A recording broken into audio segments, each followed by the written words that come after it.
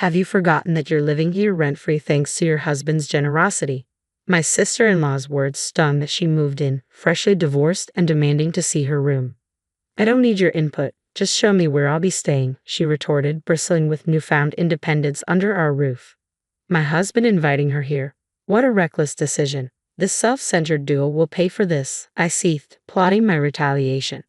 My name is Sophia. Since marrying Sam, an engineer who can work from home, we settled in a small town near my childhood home. Country life has its challenges, but the community is kind and the surroundings are peaceful. Sam, originally from the city, seemed to embrace rural living. The locals are so warm-hearted, it warms my soul to hear Sam say that. Sam travels to New York City's headquarters once a month, visiting his family and updating them on our lives. My parents own a large estate in town where my brother, his wife, and my parents reside.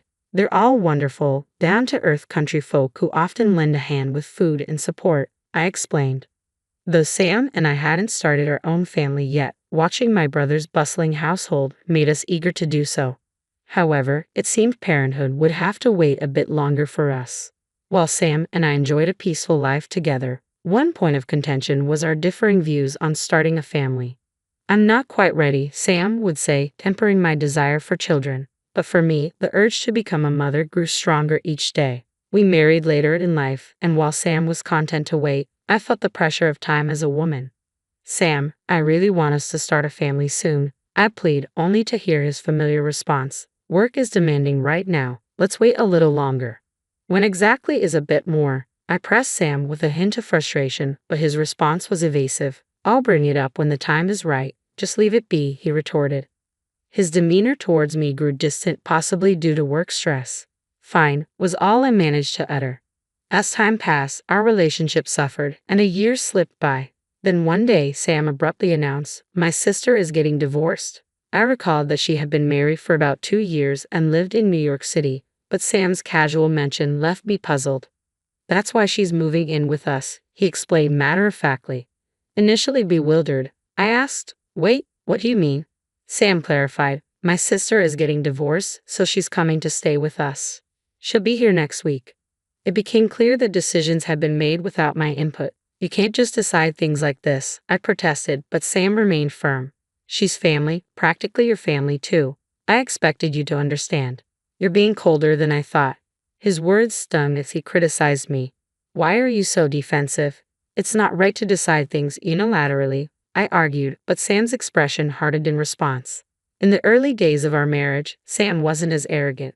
Perhaps the leisurely countryside life and adoration from locals had changed him. I noticed the shift subtly, but confronting him directly seemed daunting. Yeah, I never anticipated his growing self-centeredness. I can't live with your sister. Please ask her to reconsider, I asserted firmly before retreating to our room. Sam's response was abrupt and forceful. Don't you dare say you can't live with my sister. I won't hear it. He seized my arm, his voice raised. Truthfully, I never cared much for his sister Emily. She hailed from the city, embodying the stereotype of a condescending urbanite. Her husband's corporate status only seemed to bolster her arrogance. Well, Sophia dear, it's been a while. How's life in your quaint countryside? We seldom crossed paths, but when we did, her disdain for my rural life was always evident. Emily always made a point of boasting about her husband. My husband is a top executive at a major corporation. You two are lucky to lead such a laid-back life in the countryside, she remarked with a sarcastic tone. Refusing to be intimidated, I replied, yes, thanks to you, we're savoring every moment. Emily, always eager to outdo others, took offense. Well, it's easy to get by with less in the countryside. Living in the city like us, it's a different story, she snapped. I wanted to retort immediately but kept my composure. I suppose we've each learned something valuable, I remarked calmly. Yet the satisfaction of country living differs greatly from city life. Emily was momentarily speechless but quickly fired back. Enjoy your frugal existence then. Her demeanor left me bewildered. I had never encountered someone quite like her. If I had to live with her, it would be unbearable. I was determined to prevent it, but despite my efforts to persuade Sam, he remained stubborn. Just 2 days before Emily was set to move in, I received a call from her. Expecting her usual rudeness, I answered hesitantly, hello. Emily sounded irritated at my tone. What's with the attitude? It's rather rude, especially when I've taken the effort to call you. Emily was as irritable as I had anticipated. So, Sam told you I'm moving in, right? You better take good care of me. It shouldn't be hard for you, since you've been lounging around all this time.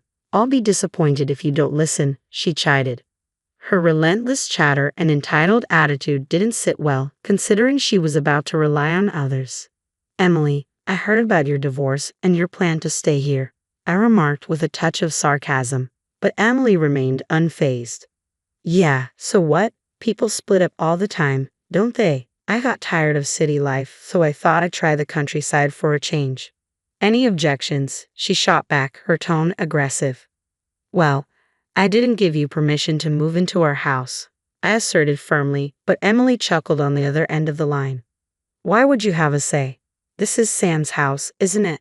You do realize he's the one paying the bills, she retorted, revealing her misconception about the ownership of our home. On the agreed-upon day, Emily arrived at our doorstep as promised. Here I am, she declared with an air of entitlement, briskly unloading her luggage upon entering.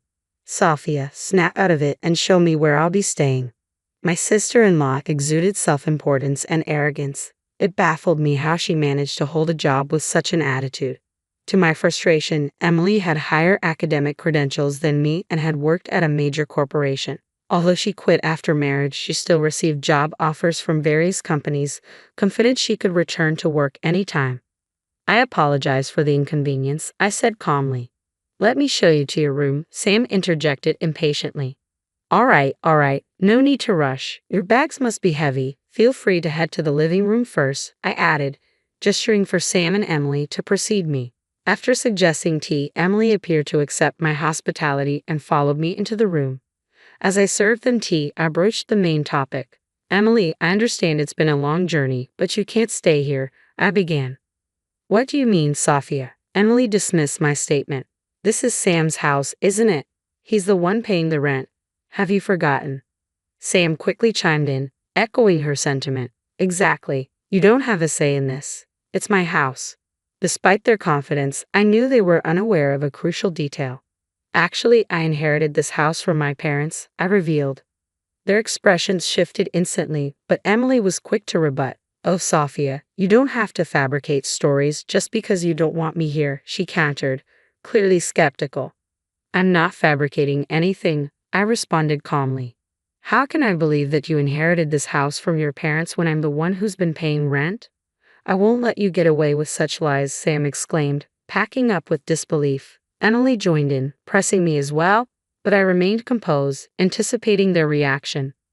Could you both just listen for a moment? I interjected, trying to calm the escalating tension. Sam, you haven't been paying rent. What you've been giving me each month is simply for living expenses, I clarified, hoping he would understand. What? That can't be right, Sam replied, struggling to comprehend my words. The truth is, Sam, you haven't been paying rent because there isn't any. My parents gifted us this house and the land it sits on, I explained patiently, expecting shock and confusion. Sam began to panic. Wait, I've been giving you $1,000 a month. Why would it cost so much to live in this remote countryside? Just because we live in the countryside doesn't mean there aren't expenses, I countered gently. We've managed to get by on that amount because we don't have to pay rent. I sighed heavily, and Sam's frustration boiled over. You should have told me earlier. There's no reason for you to deny Emily a place to stay, he argued stubbornly. It's pointless. I have to show you the documents, I said firmly. Look at this. The owner of this house is me. Did you even bother to check whose name the house is under before assuming the money you gave me each month included rent? My assertive tone left Sam speechless. But how? The documents clearly showed my name as the owner.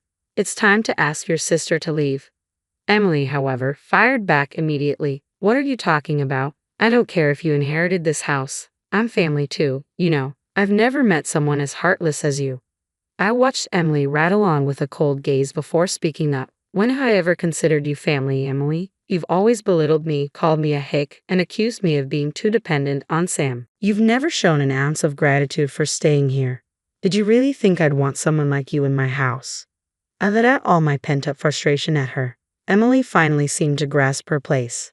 Turning to Sam, I emphasized, Sam, You do understand that this house belongs to me, right? Sam's anger flared at this revelation. This isn't fair. You should have told us this before Emily moved in. Why are you bringing this up now? You both make decisions without consulting me, so I did the same. Any issues with that? Dealing with this self-centered sibling duo required hitting them with reality. Emily appeared particularly flustered by my revelations.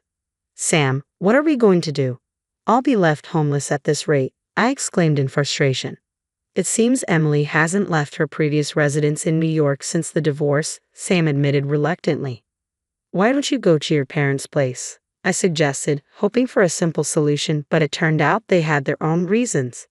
My parents are moving into a retirement home, and they've sold their family home, Sam explained. Emily wanted to move in with me, but I can't allow that. That's not my problem. If you want Emily to stay, you should leave, I insisted firmly. This is my house. Sam looked down helplessly as Emily continued to berate him. If I get kicked out, it's your fault for not sorting things out, she yelled angrily. I'll have nowhere to go, so just shut up.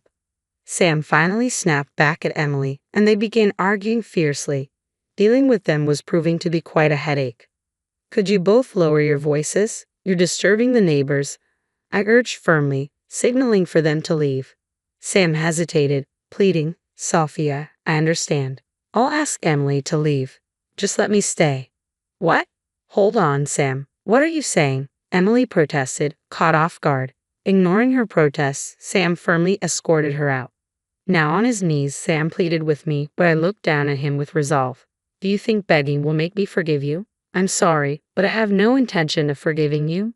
My frustration with Sam went beyond Emily's presence. You've never truly been present for me, have you? I confronted him. Sam avoided my gaze. You're always busy with work. You never make time for us to talk. I can't continue this marriage. With that, I handed Sam the signed divorce papers. Please, just give me time to reconsider, Sam pleaded desperately, unwilling to lose his life with me. But I was resolute. Just leave, I said coldly.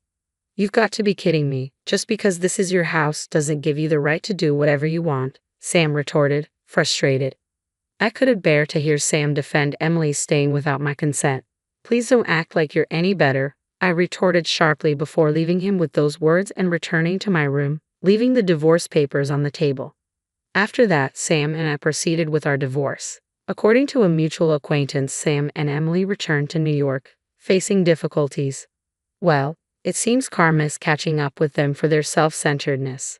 I hope they learn from their hardships, I reflected. Meanwhile, I'm enjoying a fulfilling life here in my rural home.